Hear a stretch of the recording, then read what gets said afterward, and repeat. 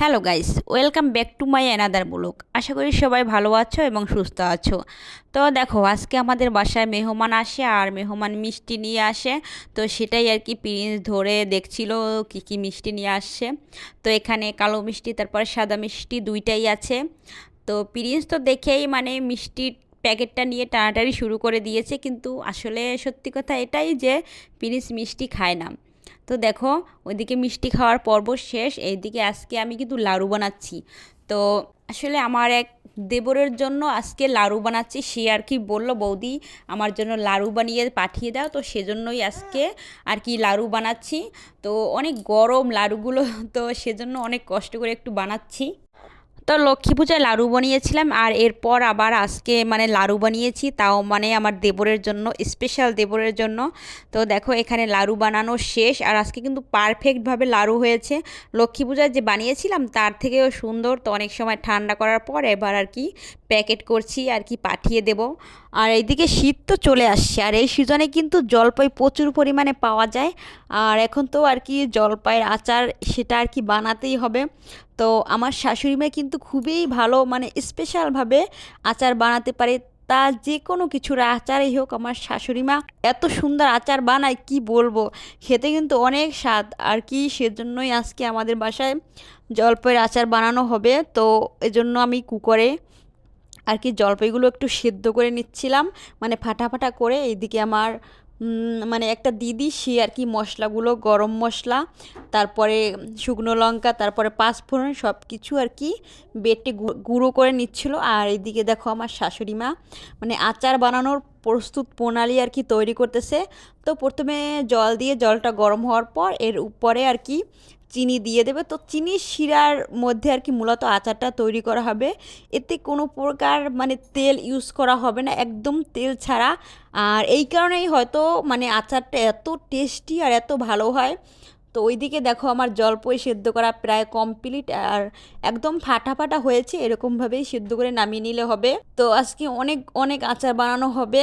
আর এইদিকে দেখো আমার শাশুড়ি মায়ের মানে যে জলটা দিয়েছিল চিনির শিরা, সেটা আর কি ফুটে উঠেছে। আর ওইদিকে গরম মশলাও একদম রেডি, পাঁচফোড়ন আর কি। তো জলপাইগুলো সেদ্ধ করে একদম সেকে নিয়েছি।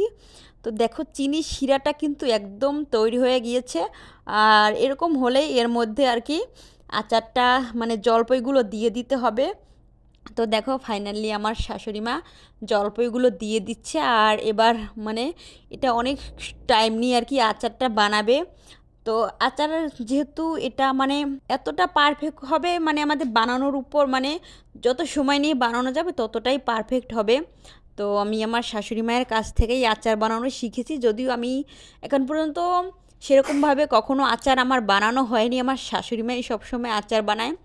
আর বিশেষ করে আমার দিদি, সেও খুব ভালো আচার বানায়। তো বাড়ি থেকে মা আসলে বা কেউ আসলে অবশ্যই অবশ্যই দিদি আমার জন্য তার স্পেশাল হাতের বানানো আচার পাঠিয়ে দেয়।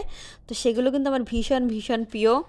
তো দেখো এইদিকে মানে জলপাইতে একটু সামান্য লবণ, তারপরে মানে পরিমাণ মতো লবণ আর হালকা হলুদের গুঁড়ি, এগুলো দিয়ে এখন খুব সুন্দর করে আর কি মানে ভেজে নেবে, যাই বলো আর কি রান্না করবে। তো আজকের আচার বানানোটা তোমাদেরকে পুরোপুরি দেখাবো। আসলে এই টাইমে জলপাই প্রচুর পরিমাণে পাওয়া যায় আর এই টাইমেই সবাই আচার তৈরি করে, মানে অনেক দিন পর্যন্ত আর কি সংরক্ষণ করে রাখে, পুরো এক বছর, অনেকে তারও বেশি। আর আমাদের বাসায় কিন্তু জলপাইয়ের আচার বানালে বেশি দিন থাকে না, কারণ এত টেস্টি হয় খেতে, সেই জন্য আর কি বেশি একটা টাইম থাকে না।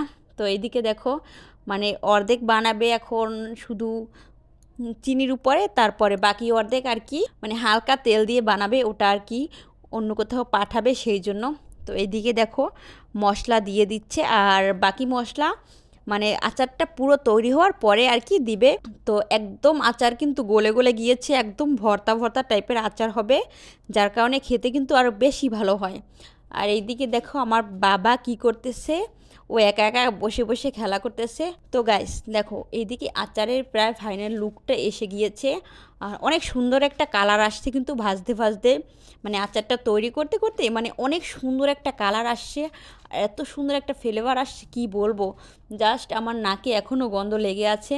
তো দেখো এটা আর কি পরের দিন সকালবেলা ওই আচারটা আর কি তোমাদেরকে একটু দেখাচ্ছি, মানে আচারটা তৈরি করার পরে আর কি কীরকম হয় কালার।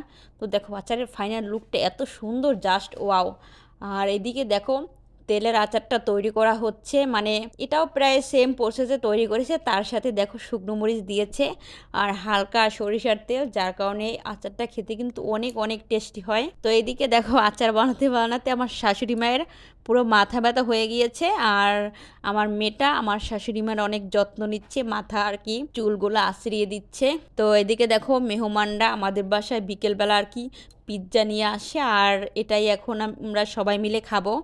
তো প্রিন্স তো প্রচুর খুশি, ও শুধু মানে পিৎজার প্যাকেটটার উপর আর কি উঠতেছে যে এটা কি এটা কি। তো দেখো ওয়াও, জাস্ট অসাধারণ ছিল মাংসের পিৎজা। তো তো সবাই মিলে এখন পিৎজা খাবো, আচার বানানো তো হলো, আর এবার শুধু খাবার দাবার খাওয়ার পালা। তো প্রিন্স এটা কি চেনে না, তারপরও মানে এটা ধরবে, আসলে ও খাবে না, কিন্তু ও এটা ধরেই মজা পায় যে কোনো জিনিস আর কি। তো গাইস আজকের ভিডিওটি কেমন লেগেছে অবশ্যই কমেন্ট করে জানাবে। দেখা হবে পরবর্তী নেক্সট কোনো ভিডিওতে, সেই পর্যন্ত তোমরা সবাই ভালো থাকো, সুস্থ থাকো, ধন্যবাদ সবাইকে।